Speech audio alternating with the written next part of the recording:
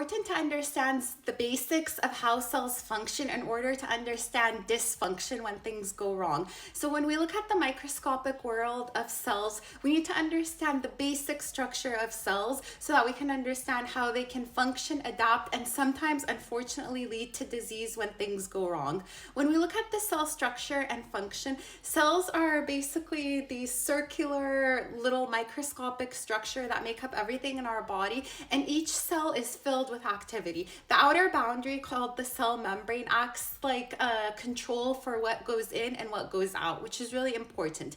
Inside of our cells, there's the nucleus, which has our DNA, which is the control center that controls all the cell's activities. There's also mitochondria in our cells, which is where our cells' energy is produced.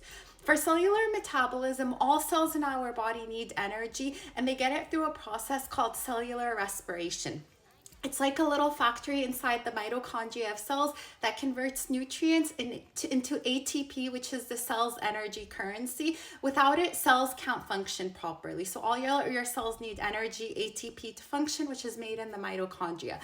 Cells also don't just live in isolation, they communicate constantly. They use chemical signals like our hormones to send messages to each other. This signaling is important for coordinating everything from growth to our immune response. For growth and reproduction, cells also need to grow and reproduce, which is controlled by something called the cell cycle. This is a highly regulated cycle that ensures that cells only divide when it's needed. This regulation is important because when it fails, it can lead to uncontrolled cell growth, as seen in cancer.